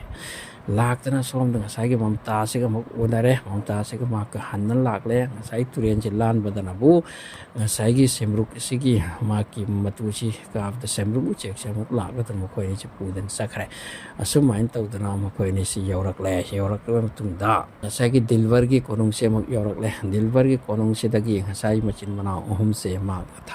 ꯊꯥꯗꯣꯛꯂꯒ ꯍꯥꯏꯔꯦ ꯃꯈꯣꯏ ꯑꯍꯨꯝꯁꯦ ꯊꯥꯗꯣꯛꯂꯣ ꯍꯧꯖꯤꯛꯇꯤ ꯑꯗꯨꯕꯨ ꯅꯪꯅ ꯊꯕꯛ ꯑꯃꯗꯤ ꯇꯧꯒꯗꯕ ꯍꯥꯏꯕꯕꯨ ꯃꯈꯣꯏꯒꯤ ꯃꯅꯨꯡꯗ ꯁꯤꯜ ꯃꯣꯍꯣꯔ ꯌꯩꯒꯗꯕꯅꯤ ꯃꯗꯨꯗꯤ ꯃꯈꯣꯏꯁꯤ ꯖꯦꯜꯗ ꯑꯃꯗꯤ ꯀꯩꯗꯤ ꯑꯣꯏꯗꯅ ꯃꯇꯝ ꯀꯌꯥꯅꯤ ꯂꯩꯔꯝꯃꯤ ꯍꯥꯏꯕꯁꯤ ꯈꯪꯅꯕ ꯍꯥꯏꯗꯅ ꯐꯖꯅ ꯌꯣꯠꯀꯤ ꯁꯤꯜ ꯑꯃꯅ ꯌꯩꯔꯒ ꯃꯩ ꯌꯤꯛꯂꯒ ꯌꯩꯔꯒ ꯃꯈꯣꯏ ꯑꯍꯨꯝꯁꯤ ꯊꯥꯗꯣꯛꯈ꯭ꯔꯦ ꯑꯉꯥꯎꯕꯒꯨꯝꯅ ꯃꯈꯣꯏ ꯑꯍꯨꯝꯁꯤ ꯍꯟꯗꯨꯅ ꯆꯠꯈ꯭ꯔꯦ ꯑꯗꯨꯒꯤ ꯃꯇꯨꯡꯗ ꯗꯤꯜꯕꯔꯒꯤ ꯀꯣꯅꯨꯡꯗ ꯉꯁꯥꯏꯒꯤ ꯃꯥꯒꯤ ꯃꯃꯇꯥꯁꯤꯅꯦ ꯗꯤꯜꯕꯔꯁꯤꯅꯦ ꯃꯈꯣꯏ ꯑꯅꯤꯁꯦ ꯃꯥꯒꯤ ꯃꯧ ꯑꯅꯤ ꯑꯣꯏꯔꯦ ꯃꯈꯣꯏ ꯑꯅꯤꯁꯦ ꯅꯨꯡꯉꯥꯏ ꯌꯥꯏꯐꯅ ꯈꯔꯅꯤ ꯂꯩꯔ ꯃꯇꯨꯡꯗ ꯃꯈꯣꯏꯅ ꯍꯥꯏꯔꯦ ꯌꯦꯡꯉꯣ ꯑꯩꯗꯤ ꯑꯁꯨꯃꯥꯏꯅ ꯁꯔꯀꯤꯁꯇꯥꯟꯗ ꯆꯠꯀꯗꯕꯅꯤ ꯏꯄꯥꯗꯨ ꯃꯃꯤꯠ ꯇꯥꯡꯉꯤꯗꯣ ꯃꯈꯣꯏ ꯑꯗꯨꯒꯤ ꯀꯩꯅꯣ ꯇꯧꯔꯨꯒꯗꯕꯅꯤ ꯃꯥꯒꯤ ꯃꯃꯤꯠ ꯐꯍꯟꯒꯗꯕꯅꯤ ꯅꯈꯣꯏ ꯑꯅꯤ ꯁꯤꯗ ꯂꯩꯔꯝꯃꯨ ꯑꯩꯅ ꯂꯥꯛꯇ꯭ꯔꯤ ꯐꯥꯎꯕꯗ ꯍꯜꯂꯛꯈꯤꯅꯤ ꯑꯩ ꯑꯗꯨꯒꯤ ꯃꯇꯨꯡꯗ ꯑꯩꯅ ꯅꯈꯣꯏꯕꯨ ꯄꯨꯗꯅ ꯆꯠꯀꯗꯣꯔꯦ ꯃꯈꯣꯏ ꯃꯥꯒꯤ ꯃꯇꯥꯂꯣꯏ ꯑꯅꯤꯁꯦ ꯗꯤꯜꯕꯔꯒꯤ ꯀꯣꯅꯨꯡꯗ ꯅꯨꯡꯉꯥꯏꯅ ꯂꯩꯍꯧꯔꯦ ꯑꯁꯤꯒꯤ ꯃꯇꯨꯡꯗ ꯇꯥꯖꯜ ꯃꯨꯂꯨꯛꯁꯤꯅ ꯑꯁꯨꯝ ꯂꯥꯛꯄ ꯃꯇꯝꯗ ꯉꯁꯥꯏ ꯃꯆꯤꯟ ꯃꯅꯥꯎ ꯑꯍꯨꯝꯁꯦ ꯂꯝꯕꯤꯗ ꯆꯠꯂꯝꯃꯒ ꯍꯥꯏꯔꯦ ꯒꯨꯂꯦ ꯕꯀꯥꯋꯂꯤ ꯍꯥꯏꯗꯣ ꯑꯩꯅ ꯍꯦꯛꯂꯛꯂꯦ ꯃꯥꯒꯤ ꯃꯆꯤꯟ ꯃꯅꯥꯎ ꯃꯌꯥꯝꯕꯁꯤꯡꯅ ꯍꯥꯏꯗꯤ ꯈꯪꯗꯦ ꯍꯦꯛꯂꯛꯂꯦ ꯃꯥꯛꯅꯗꯤ ꯈꯪꯕ ꯍꯥꯏ ꯃꯇꯝꯗ ꯅꯪꯒꯨꯝꯕꯅ ꯀꯥꯏꯗꯒꯤ ꯍꯦꯛꯂꯛꯀꯗꯧꯔꯤ ꯌꯦꯡꯒꯦꯅ ꯂꯩꯗꯣ ꯍꯥꯏꯅ ꯁꯤ ꯂꯩꯗꯣ ꯍꯥꯏꯅ ꯌꯦꯡꯍꯜꯂꯦ ꯃꯥꯛꯅ ꯀꯃꯥꯏꯅ ꯇꯧꯒꯦ ꯌꯦꯡꯒꯦ ꯅꯪꯅ ꯍꯦꯛꯇ ꯁꯤꯒꯤ ꯂꯩꯁꯦ ꯅꯪꯅ ꯒꯨꯂꯦ ꯕꯀꯥꯋꯂꯤ ꯄꯔꯤꯁꯇꯥꯟꯒꯤ ꯂꯩꯅꯤ ꯍꯥꯏꯔꯒ ꯊꯥꯖꯒꯗꯕ ꯅꯠꯇꯦ ꯃꯁꯤꯒꯤ ꯂꯩ ꯑꯁꯤꯅ ꯃꯃꯤꯠ ꯇꯥꯡꯕꯗ ꯅꯥꯟꯊꯔꯒ ꯐꯩ ꯍꯥꯏꯕꯁꯦ ꯍꯦꯛꯇ ꯊꯥꯖꯒꯗꯕ ꯅꯠꯇꯦ ꯑꯗꯨꯗꯤ ꯃꯃꯤꯠ ꯇꯥꯡꯕ ꯃꯤ ꯑꯃ ꯄꯨꯔꯛ ꯌꯦꯡꯁꯤ ꯍꯥꯏꯅ ꯉꯁꯥꯏꯒꯤ ꯂꯩꯁꯤꯅ ꯅꯥꯟꯕ ꯃꯇꯝꯗ ꯃꯃꯤꯠ ꯇꯥꯡꯕꯒꯤꯁꯨ ꯐꯥꯗꯣꯛꯈ꯭ꯔꯦ ꯃꯗꯒꯤꯗꯤ ꯉꯁꯥꯏꯒꯤ ꯃꯆꯤꯟꯅꯥꯎ ꯑꯍꯨꯝꯁꯤꯅ ꯂꯩ ꯑꯁꯤ ꯃꯨꯜꯂꯒ ꯐꯨꯒꯥꯏ ꯌꯩꯈꯥꯏꯔꯒ ꯊꯔꯝꯃꯒ ꯆꯠꯈ꯭ꯔꯦ ꯃꯆꯤꯟꯅꯥꯎ ꯑꯍꯨꯝꯁꯤꯅ ꯃꯌꯨꯝꯗ ꯆꯠꯈ꯭ꯔꯒ ꯃꯄꯥꯗ ꯍꯥꯏꯈ꯭ꯔꯦ ꯑꯩꯈꯣꯏ ꯂꯩ ꯄꯨꯔꯛꯂꯦ ꯁꯤꯔ ꯃꯄꯥꯁꯤꯅ ꯃꯆꯤꯟꯅꯥꯎ ꯑꯍꯨꯝꯁꯤꯕꯨ ꯑꯣꯟꯊꯣꯛꯅ ꯏꯖꯠꯀ ꯂꯣꯏꯅꯅ ꯀꯧꯁꯤꯟꯈ꯭ꯔꯦ ꯑꯃꯁꯨꯡ ꯊꯥ ꯑꯃ ꯑꯩꯈꯣꯏꯒꯤ ꯀꯣꯅꯨꯡꯁꯤꯗ ꯃꯤ ꯄꯤꯖ ꯄꯤꯊꯛꯄ ꯍꯔꯥꯎ ꯇꯌꯥꯝꯕꯨ ꯍꯥꯏꯗꯨꯅ ꯂꯥꯎꯊꯣꯛꯈ꯭ꯔꯦ ꯑꯗꯨꯒꯤ ꯃꯇꯨꯡꯗ ꯃꯈꯣꯏ ꯑꯍꯨꯝꯁꯤꯕꯨ ꯑꯣꯟꯊꯣꯛꯅ ꯏꯖꯠ ꯋꯥꯡꯅ ꯃꯗꯨꯗ ꯊꯝꯈ꯭ꯔꯦ ꯁꯤꯅꯤ ꯃꯁꯤꯒꯤ ꯃꯇꯨꯡꯗ ꯇꯥꯖꯜ ꯃꯨꯂꯨꯛꯁꯦ ꯑꯉꯥꯎꯕꯒꯨꯝꯅ ꯃꯥꯛ ꯑꯁꯤ ꯐꯅꯕ ꯇꯧꯔꯨꯕꯕꯨ ꯀꯗꯥꯏꯗꯅꯣ ꯗꯣꯁꯥ ꯇꯥꯔꯦꯗꯅ ꯁꯤꯗꯤ ꯍꯥꯏꯅ ꯑꯗꯨꯒꯤ ꯃꯇꯨꯡꯗ ꯃꯥꯛ ꯑꯁꯦ ꯃꯥꯒꯤ ꯉꯁꯥꯏꯒꯤ ꯑꯗꯨꯝ ꯀꯣꯏꯆꯠ ꯆꯠꯇꯅ ꯉꯥꯎꯆꯠꯅꯗꯅ ꯑꯉꯥꯎꯕ ꯂꯩ ꯃꯇꯝꯁꯤꯗ ꯃꯗꯨꯗꯩ ꯖꯪꯒꯜ ꯑꯃ ꯁꯝꯗꯅ ꯆꯠꯈ꯭ꯔꯦ ꯖꯪꯒꯜ ꯑꯃꯗ ꯁꯝꯗꯅ ꯆꯠꯈꯤꯕ ꯃꯇꯝꯗ ꯉꯁꯥꯏꯒꯤ ꯍꯃꯥꯂꯥ ꯀꯧꯕꯤ ꯗꯦꯎꯒꯤ ꯃꯆꯟꯅꯨꯄꯤꯁꯤꯅ ꯃꯉꯣꯟꯗ ꯃꯁꯝ ꯑꯅꯤꯈꯛ ꯄꯤꯔꯛꯏ ꯅꯪꯅ ꯑꯋꯥꯕ ꯇꯥꯕ ꯃꯇꯝꯗ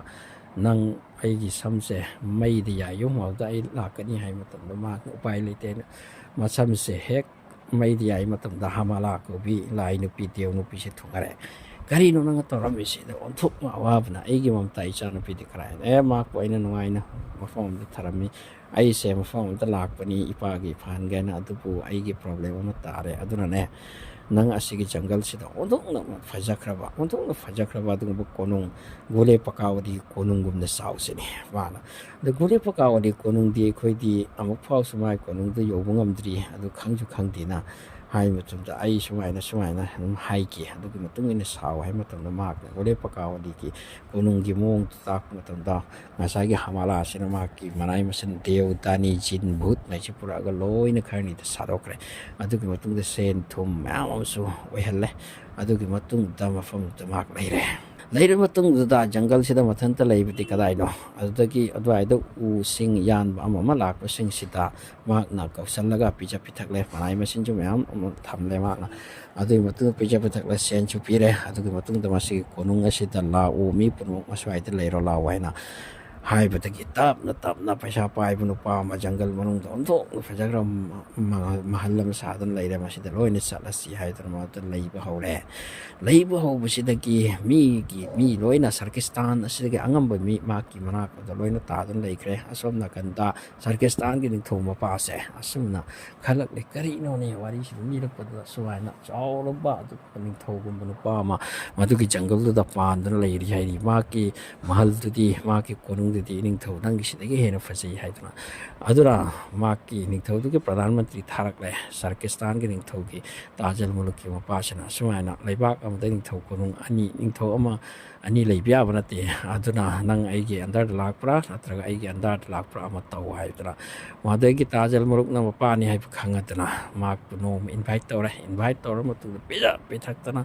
ꯇꯧꯕꯒꯤ ꯑꯁꯨꯃꯥꯏꯅ ꯂꯥꯛꯅꯔꯛꯂꯤ. ꯑꯃꯔꯣꯝꯗ ꯁꯣꯝꯗ ꯉꯁꯥꯏꯒꯤ ꯊꯥ ꯇꯔꯨꯛꯁꯤ ꯍꯧꯈꯤꯗꯨꯅ ꯒꯨꯂꯦ ꯄꯀꯥꯋꯥꯂꯤꯁꯤꯅ ꯍꯧꯒꯠꯂꯛꯄ ꯃꯇꯝꯗꯗꯤ ꯃꯍꯥꯛꯀꯤ ꯂꯩꯁꯨ ꯂꯩꯔꯝꯗ꯭ꯔꯦ. ꯑꯗꯨꯒꯤ ꯈꯨꯗꯣꯞꯇ ꯃꯥꯒꯤ ꯈꯨꯗꯣꯞꯇꯨꯁꯨ ꯅꯠꯇꯦ ꯂꯩꯔꯝꯃꯤꯁꯦ. ꯃꯁꯤꯗꯤ ꯀꯔꯤꯅꯣ ꯍꯥꯏꯁꯤꯅ ꯃꯥꯁꯤ ꯑꯉꯥꯎꯕꯤꯒꯨꯝꯅ ꯀꯅꯥꯅꯣ ꯁꯤꯗ ꯂꯥꯛꯂꯝꯃꯤꯁꯦ, ꯑꯁꯨꯛ ꯌꯥꯝꯅ ꯀꯟꯇ꯭ꯔꯣꯜ ꯇꯧꯈ꯭ꯔꯕ ꯆꯦꯛꯁꯤꯟꯈ꯭ꯔꯕ ꯃꯐꯝꯁꯤꯗ ꯂꯥꯛꯂꯝꯃꯤꯁꯤ ꯀꯅꯥꯅꯣ ꯍꯥꯏꯗꯨꯅ ꯃꯍꯥꯛꯀꯤ ꯁꯥꯃꯤ ꯂꯥꯃꯤ ꯑꯗꯒꯤ ꯃꯍꯥꯛꯀꯤ ꯃꯅꯥꯏ ꯃꯁꯟꯁꯤꯡꯁꯦ ꯂꯣꯏꯅ ꯐꯥꯔꯒ ꯃꯍꯥꯛꯅꯤ ꯆꯩꯕ ꯊꯥꯡꯕ ꯑꯃꯗꯤ ꯀꯔꯤꯅꯣ ꯄꯥꯅꯤꯁꯃꯦꯟ ꯄꯤꯕ ꯍꯧꯒꯠꯂꯛꯄꯅꯤ. ꯃꯗꯨꯒꯤ ꯃꯇꯨꯡꯗ ꯃꯈꯣꯏꯕꯨ ꯆꯥꯎ ꯀꯅꯥꯅꯣ ꯑꯩꯁꯦ ꯇꯧꯔꯔꯤꯁꯦ, ꯃꯗꯨ ꯊꯤꯔꯛꯎꯁꯨ ꯍꯥꯏꯅ ꯃꯤ ꯄꯨꯝꯅꯃꯛꯁꯦ ꯊꯥꯔꯛꯄ ꯃꯇꯝꯗꯗꯤ ꯀꯅꯥꯝꯅ ꯊꯤꯕ ꯐꯪꯗ꯭ꯔꯦ. ꯃꯗꯨꯗꯤ ꯒꯨꯂꯦ ꯄꯀꯥꯋꯥꯂꯤꯁꯦ ꯃꯁꯥꯅ ꯊꯤꯕ ꯊꯣꯔꯛꯄꯅꯤ ꯍꯥꯏꯔꯤ. ꯃꯍꯥꯛꯀꯤ ꯁꯦꯕꯥꯔꯣꯏ ꯅꯨꯄꯤ ꯑꯃꯒ ꯃꯥꯒ ꯊꯣꯛꯇꯨꯅ ꯂꯥꯛꯄꯅꯤ. ꯊꯣꯛꯇꯨꯅ ꯂꯥꯛꯄꯁꯤꯅ ꯑꯁꯨꯝ ꯁꯔꯀꯤꯁꯇꯥꯟꯒꯤ ꯉꯁꯥꯏ ꯖꯪꯒꯜꯁꯤ ꯌꯧꯕꯗ ꯃꯈꯣꯏꯗꯤ ꯗꯦꯎꯗꯥꯅꯤ ꯄꯔꯤꯅꯤꯅ ꯄꯥꯏꯕ ꯉꯝꯅ ꯆꯠꯂꯤ. ꯃꯁꯤꯗꯒꯤ ꯉꯁꯥꯏꯒꯤ ꯃꯐꯝꯁꯤꯗ ꯂꯥꯛꯄ ꯃꯇꯝꯁꯤꯗ ꯉꯁꯥꯏꯒꯤ ꯃꯄꯥꯒꯤ ꯀꯣꯅꯨꯡꯁꯤꯗ ꯍꯥꯟꯅ ꯃꯈꯣꯏ ꯊꯨꯡꯂꯦ. ꯀꯣꯅꯨꯡꯁꯤꯗ ꯃꯈꯣꯏꯅ ꯆꯪꯂꯒ ꯅꯤꯄꯥ ꯁꯥꯔꯛꯑꯦ. ꯃꯐꯝꯁꯤꯗ ꯉꯁꯥꯏ ꯒꯨꯂꯦ ꯄꯀꯥꯋꯥꯂꯤꯁꯤ ꯅꯨꯄꯥ ꯁꯥꯔꯛꯑꯦ. ꯑꯁꯤꯗꯒꯤ ꯃꯈꯣꯏ ꯑꯁꯤ ꯅꯨꯄꯥ ꯁꯥꯔꯒ ꯌꯦꯡꯉ ꯃꯇꯨꯡꯁꯤꯗ ꯉꯁꯤꯗꯤ ꯀꯔꯤꯒꯤꯅꯣ ꯑꯁꯨꯛ ꯃꯤꯁꯤꯡꯅ ꯍꯔꯥꯎ ꯇꯌꯥꯝꯅꯔꯤꯁꯦ, ꯑꯁꯨꯃꯥꯏꯅ ꯍꯥꯏꯕꯗꯒꯤ ꯃꯈꯣꯏꯅ ꯋꯥꯔꯤꯁꯤ ꯂꯤꯔꯛꯂꯦ. ꯑꯁꯤꯗꯤ ꯒꯨꯂꯦ ꯄꯀꯥꯋꯥꯂꯤ ꯍꯥꯏꯔꯤꯕ ꯑꯗꯨꯒꯨꯝꯕ ꯅꯨꯄꯤ ꯑꯗꯨꯒꯤ ꯂꯩ ꯑꯃ ꯍꯦꯛꯂꯛꯄꯗꯒꯤ ꯏꯅꯤꯡꯁꯧꯁꯤ ꯃꯇꯝ ꯀꯨꯏꯅ ꯃꯃꯤꯠ ꯇꯥꯡꯗꯅ ꯂꯩꯕꯗꯒꯤ ꯉꯁꯤ ꯐꯔꯛꯂꯤꯕꯅꯤ. ꯑꯗꯨꯅꯅꯤ ꯍꯔꯥꯎ ꯇꯌꯥꯝꯅꯔꯤꯁꯦ. ꯑꯗꯨꯗꯤ ꯀꯅꯥꯗꯤ ꯄꯨꯔꯛꯄꯅꯣ ꯍꯥꯏꯕ ꯃꯇꯝꯗ ꯑꯩꯈꯣꯏ ꯃꯆꯥꯅꯤꯄꯥ ꯑꯍꯨꯝ ꯑꯁꯤ ꯄꯨꯊꯣꯔꯛꯂꯦ. ꯃꯁꯤꯗ ꯒꯨꯂꯦ ꯄꯀꯥꯋꯥꯂꯤꯅ ꯈꯜꯂꯤꯁꯤꯅꯤ, ꯃꯈꯣꯏ ꯅꯤꯄꯥ ꯑꯍꯨꯝ ꯑꯁꯤꯗꯤ ꯃꯤꯊꯣꯡ ꯎꯔꯒ ꯃꯁꯤ ꯑꯗꯨꯛ ꯁꯥꯊꯤꯕ ꯊꯕꯛ ꯑꯃ ꯇꯧꯔꯝꯒꯅꯤ ꯍꯥꯏꯕꯁꯤ ꯑꯩ ꯊꯥꯖꯗ ꯃꯍꯥꯛ ꯆꯤꯡꯅꯗꯅ ꯂꯩꯔꯦ. ꯑꯗꯣ ꯅꯤꯡꯊꯧꯁꯤꯒꯤ ꯑꯇꯣꯞꯄ ꯃꯆꯥꯅꯤꯄꯥ ꯈꯔꯗꯤ ꯂꯩꯕ꯭ꯔꯥ ꯍꯥꯏꯅ ꯍꯪꯕꯗ ꯂꯩꯇꯦꯅ ꯍꯥꯏ. ꯑꯣꯀꯦ ꯐꯔꯦ, ꯈꯔꯅꯤ ꯑꯇꯣꯞꯄ ꯒꯨꯂꯦ ꯄꯀꯥꯋꯥꯂꯤꯁꯦ ꯅꯤꯄꯥ ꯁꯥꯅ ꯂꯩꯔꯦꯅꯤꯗꯅ ꯃꯥ ꯊꯥꯖꯗꯦ ꯁꯤꯅꯤ, ꯈꯔꯅꯤ ꯉꯥꯏꯔꯒꯦ ꯁꯤꯅꯤ. ꯁꯣꯝ ꯅꯥꯀꯟꯗ ꯇꯥꯖꯜ ꯃꯨꯂꯨꯛꯅ ꯃꯄꯥꯁꯦ ꯏꯟꯚꯥꯏꯠ ꯇꯧꯔꯛꯄ ꯃꯇꯝꯁꯤꯗ ꯒꯨꯂꯦ ꯄꯀꯥꯋꯥꯂꯤꯁꯦ ꯅꯤꯄꯥ ꯁꯥꯗꯅ ꯉꯁꯥꯏꯒꯤ ꯃꯍꯥꯛꯀꯤ ꯁꯦꯕꯥꯔꯣꯏ ꯅꯨꯄꯤꯁꯦ ꯃꯁꯤꯁꯨ ꯅꯤꯄꯥ ꯁꯥꯗꯅ ꯏꯟꯅꯔꯛꯄꯅꯤ. ꯏꯟꯅꯔꯛꯂꯒ ꯉꯁꯥꯏꯒꯤ ꯇꯥꯖꯜ ꯃꯨꯂꯨꯛꯀꯤ ꯀꯣꯅꯨꯡꯁꯤꯗ ꯂꯩꯔꯝꯂꯦ. ꯒꯨꯂꯦ ꯄꯀꯥꯋꯥꯂꯤ ꯑꯩꯒꯤ ꯆꯞ ꯃꯥꯟꯅꯕ ꯀꯣꯅꯨꯡꯒꯨꯝꯕ ꯑꯃ ꯂꯩꯔꯝꯂꯦ. ꯃꯗꯨꯒꯤ ꯃꯇꯨꯡꯗ ꯃꯍꯥꯛꯅ ꯉꯁꯥꯏꯒꯤ ꯃꯍꯥꯛꯀꯤ ꯁꯦꯕꯥꯔꯣꯏꯁꯤꯗ ꯍꯪꯉꯦ, ꯅꯪ ꯆꯠꯂꯨ ꯑꯩꯈꯣꯏꯒꯤ ꯀꯣꯅꯨꯡꯗꯣ ꯂꯩꯔꯤꯕ꯭ꯔꯥ ꯂꯩꯇ꯭ꯔꯥ ꯌꯦꯡꯉꯛꯎꯁꯨ ꯍꯥꯏꯅ. ꯃꯍꯥꯛꯁꯤꯅ ꯄꯨꯗꯨꯅ ꯂꯥꯛꯂꯕ ꯑꯗꯨꯒꯨꯝꯕ ꯀꯔꯝꯕ ꯇꯥꯏꯞꯀꯤ ꯃꯤꯅꯣ ꯃꯁꯤꯅ ꯇꯧꯔꯤꯁꯦ ꯀꯩꯅꯣ ꯍꯥꯏꯅ ꯌꯦꯡꯉꯟ ꯆꯠꯂꯨꯕ ꯃꯇꯝꯗꯗꯤ ꯃꯈꯣꯏꯗꯤ ꯃꯤꯀꯨꯞ ꯑꯃꯗ ꯄꯥꯏꯕ ꯉꯝꯃꯤꯗꯅ. ꯌꯦꯡꯂꯨꯕ ꯃꯇꯝꯗꯗꯤ ꯃꯍꯥꯛꯀꯤ ꯀꯣꯅꯨꯡꯗꯨꯁꯨ ꯂꯩ, ꯑꯗꯨꯒ ꯁꯦꯝ ꯑꯦꯖ ꯏꯠ ꯏꯁ ꯁꯤꯗꯁꯨ ꯂꯩ. ꯃꯍꯥꯛꯅ ꯍꯥꯏꯔꯦ, ꯑꯩꯈꯣꯏꯗꯨꯁꯨ ꯂꯩ, ꯁꯤꯁꯨ ꯃꯥꯅ ꯑꯗꯨꯒꯤ ꯃꯑꯣꯡꯗ ꯁꯥꯕꯅꯤ ꯍꯥꯏꯗꯨꯅ. ꯑꯁꯨꯝ ꯍꯥꯏꯅ ꯒꯨꯂꯦ ꯄꯀꯥꯋꯥꯂꯤꯁꯦ ꯈꯪꯈ꯭ꯔꯦ, ꯃꯁꯤꯒꯤ ꯇꯥꯖꯜ ꯃꯨꯂꯨꯛ ꯀꯧꯕ ꯄꯥꯈꯪ ꯑꯁꯦ ꯑꯁꯤ ꯑꯣꯏꯔꯝꯒꯅꯤ ꯑꯩꯒꯤ ꯏꯅꯥꯛꯇ ꯂꯥꯛꯂꯝꯈꯤꯕꯗꯣ, ꯑꯩꯉꯣꯟꯗ ꯈꯨꯗꯣꯞ ꯁꯤꯜꯂꯝꯈꯤꯕꯗꯣ. ꯑꯗꯨꯅꯗꯤ ꯃꯍꯥꯛ ꯑꯁꯤ ꯂꯩꯔꯦ. ꯃꯗꯨꯗꯒꯤ ꯈꯔꯅꯤ ꯃꯇꯨꯡꯗ ꯃꯗꯨꯗ ꯉꯁꯥꯏꯒꯤ ꯅꯤꯡꯊꯧ ꯃꯄꯥꯁꯤ ꯆꯥꯔ ꯊꯛꯂꯗꯅ ꯆꯠꯈ꯭ꯔꯦ, ꯍꯟꯈ꯭ꯔꯦ ꯃꯍꯥꯛꯀꯤ ꯅꯤꯡꯊꯧ ꯀꯣꯅꯨꯡꯗ. ꯍꯟꯈ꯭ꯔꯦ ꯃꯇꯨꯡꯗ ꯉꯁꯥꯏꯒꯤ ꯒꯨꯂꯦ ꯄꯀꯥꯋꯥꯂꯤꯁꯤꯅ ꯅꯣꯡꯃꯗꯤ ꯃꯥꯒꯤ ꯔꯤꯌꯦꯜ ꯁꯛꯇꯝꯗꯨ ꯎꯔꯒ ꯇꯥꯖꯜ ꯃꯨꯂꯨꯛꯀꯤ ꯃꯃꯥꯡꯗ ꯊꯣꯛꯄꯅꯤ. ꯊꯣꯛꯂꯒ ꯌꯦꯡꯉꯣ ꯑꯩꯅꯤ ꯒꯨꯂꯦ ꯄꯀꯥꯋꯥꯂꯤ, ꯅꯪ ꯑꯩꯒꯤꯗ ꯂꯥꯛꯂꯝꯃꯤꯕ ꯅꯠꯇ꯭ꯔꯥ ꯍꯥꯏꯅ ꯍꯥꯏꯕ ꯃꯇꯝꯗ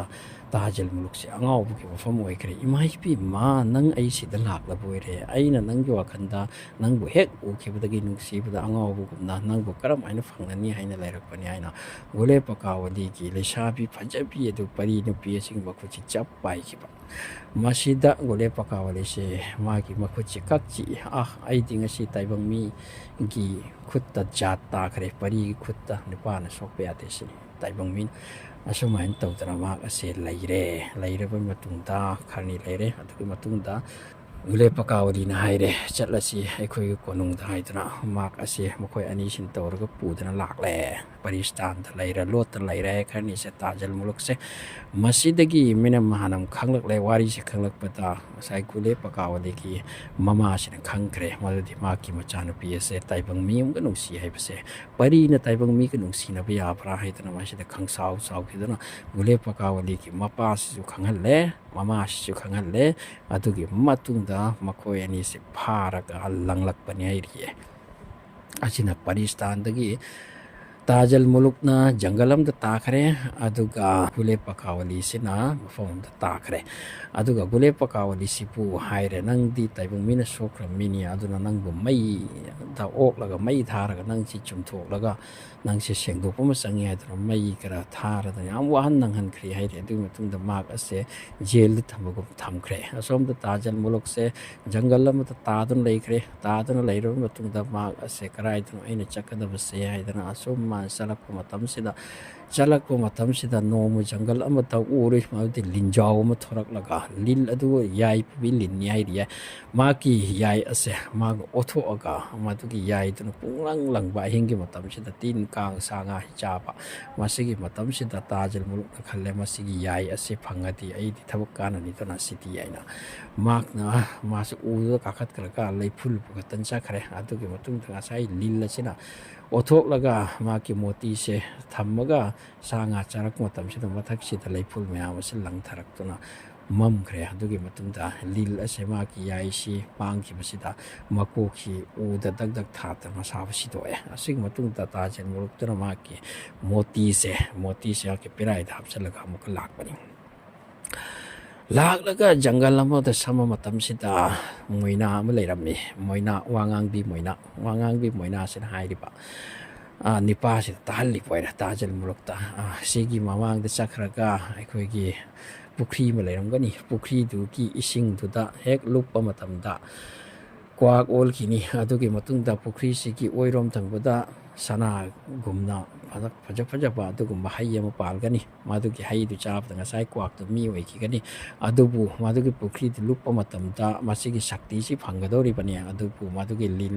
मादुगी पुखरी द लिल अमा लेरमगनी करिगुम लिन दोनि चिखरदि मा लोइरे मसिदि ताजिन मुलुक न खल्ले आइसे उपाय अमा तौरगने गुलिस्तान यौदब याते अमसुंग आइगी गुले पकावली फंगदब याते अदुना मसिगी रिक्सि लौखतब याते हाइदुना मादुगी पुखरी अदु थीदन जखिबनी मतम सांगना चला मतुंदा पुखरी तो लेरमे पुखरी तो लेरमगा पुखरी तो चौबली लम लेरमी माकनो ngasai पुखरी सिदा उपाय अम तौर चोंग थखरे चोंग थखिबदगी मासु क्वाक ओलरे क्वाक ओले मतुंदा ngasap क्वाक ओले मतुंदा ngasai उपामपी सिदा तोंगले उपामपी सिदगी मादुगी mahi du chabda maka mi oikre ngasai upam phisi chaisu chaise masina masi ama pai khrapa madagi adagi mana du pai khrapa adurabati mark se mafam khuding de chatpa ngamani ekta aduga mahi du chabda no mi udapa mana du pai ra kana bu hekta pai ngamba chaisu duna sakti mayam moiba mi hatke lai hatke hekta yapa tugumba saktam ge po chingne madu phangadara mak ase lakle masai ki hujik ma pai bangam panina mak ase koi pai raga paristan ji thirakuni auta jungle ama kaya samlai matung ta ching man tagi atugumba sathi na mam khrapa tugum chingnung manungum samnan pai rakwa tam da mak no ta khonjel ama tai kap pagi khon pagi malta mak no pai tharaga yeng matam da nupi makhak ka ma khwang sipaw da nung olaga aduga mathak sida mi oiraga masigi saktam da leiramme masidi tajal buluk na hangle nang kanano haiba matam da ngasai gi mi asina hairi nang sida lai sikai ginona thwai di hingi hairi sida chathau ai pu sida lai deu amana phatna thami mi haiba matam da tajal buluk na haire nang kari matu cinta to gano aina nang bukan gani haiba matam da ngasai gi mak ki porakli singkra hi yai maduna takpi bada nupi ase phajawa magi saktam du oirakle madugi ngasai gi nupi adugi gole pakawali ki maki marup tu oiramle gole pakawali bu mabu kulistan ta langkhiba adagi tajal muluk ma jungle ta langkhiba matam sida ngasai gi gole pakawal ki nupi maki marup ase langlaga masi sasti pirak pani ma pana awdagi makbu pahan piraga makoine se paidana lakle matung ta gulistan yaure ngasai gi nupi ase ma pasigi phangle asigi ubata ꯃꯆꯥꯅꯨꯄꯤꯁꯤ ꯎꯕꯗ ꯃꯃꯥ ꯃꯄꯥꯁꯦ ꯍꯔꯥꯎꯈ꯭ꯔꯦ ꯑꯗꯨꯒꯤ ꯃꯇꯨꯡꯗ ꯋꯥꯔꯤ ꯄꯨꯝꯅꯃꯛ ꯂꯤꯗꯨꯅ ꯈꯪꯍꯜꯂꯦ ꯃꯁꯤꯅꯤ ꯇꯥꯖꯜ ꯃꯨꯂꯨꯛ ꯍꯥꯏꯔꯤꯁꯦ ꯑꯃꯗꯤ ꯃꯥꯒꯤ ꯃꯔꯝꯗꯅꯤ ꯒꯨꯂꯦ ꯄꯀꯥꯋꯂꯤ ꯃꯩꯗꯒ ꯏꯛꯇꯅ ꯏꯟꯊꯣꯛꯅ ꯋꯥꯈꯤꯕꯗꯣ ꯃꯍꯥꯛ ꯑꯁꯤ ꯉꯥꯎꯔꯗꯨꯅ ꯃꯥꯒꯤꯗꯃꯛꯇ ꯉꯁꯤ ꯊꯤꯔꯛꯄꯅ ꯉꯁꯤ ꯒꯨꯂꯤꯁꯇꯥꯟ ꯌꯧꯔꯛꯂꯤꯕꯅꯤ ꯑꯃꯁꯨꯡ ꯑꯩꯒꯤ ꯃꯔꯝꯅ ꯃꯥꯁꯨ ꯉꯁꯤ ꯑꯁꯤ ꯌꯧꯔꯛꯂꯦ ꯑꯗꯨꯒ ꯃꯥꯒꯤ ꯃꯔꯝꯅ ꯑꯩꯁꯨ ꯑꯋꯥꯕꯁꯤꯗꯒꯤ ꯀꯣꯛꯇꯨꯅ ꯂꯥꯛꯄꯅꯤ ꯍꯥꯏꯔꯦ ꯑꯁꯤꯒꯤ ꯃꯇꯨꯡꯗ ꯉꯁꯥꯏꯒꯤ ꯅꯨꯄꯤ ꯑꯁꯤꯒꯤ ꯃꯃꯥ ꯃꯄꯥꯅ ꯍꯥꯏꯔꯦ ꯐꯔꯦ ꯑꯗꯨꯗꯤ ꯑꯩꯈꯣꯏꯒ ꯈꯔꯅꯤ ꯂꯩꯔꯁꯤ ꯑꯁꯣꯝ ꯅꯥꯀꯟꯗ ꯒꯨꯂꯦ ꯄꯀꯥꯋꯂꯤꯁꯤ ꯃꯍꯥꯛꯄꯨ ꯃꯐꯝ ꯑꯃꯗ ꯊꯝꯈ꯭ꯔꯦ ꯂꯦꯡꯕ ꯌꯥꯗꯕ ꯃꯈꯩ ꯑꯗꯨꯒꯤ ꯃꯇꯨꯡꯗ ꯉꯁꯥꯏꯒꯤ ꯅꯨꯄꯤ ꯑꯁꯤꯒꯤ ꯃꯃꯥ ꯃꯄꯥꯅ ꯒꯨꯂꯦ ꯄꯀꯥꯋꯂꯤꯒꯤ ꯃꯃꯥ ꯃꯄꯥꯗ ꯋꯥꯔꯤ ꯂꯤꯔꯦ ꯌꯦꯡꯉꯨ ꯅꯆꯥꯅꯨꯄꯤꯁꯦ ꯁꯨꯃꯥꯏꯅ ꯑꯥꯗꯝꯆꯥꯠ ꯑꯃꯒ ꯅꯨꯡꯁꯤꯅꯕꯅꯤ ꯑꯃꯁꯨꯡ ꯅꯆꯥꯅꯨꯄꯤꯁꯤ ꯍꯣꯡꯗꯗꯅ ꯑꯁꯨꯝ ꯂꯩꯒꯗ꯭ꯔꯥ ꯃꯥꯕꯨ ꯑꯋꯥꯕ ꯄꯤꯗꯨꯅ ꯀꯌꯥꯝ ꯊꯝꯒꯅꯤ ꯑꯗꯨꯅ ꯃꯈꯣꯏꯅꯤꯁꯤ ꯂꯨꯍꯣꯡꯕꯤꯔꯁꯤ ꯑꯗꯨꯒ ꯌꯦꯡꯉꯨ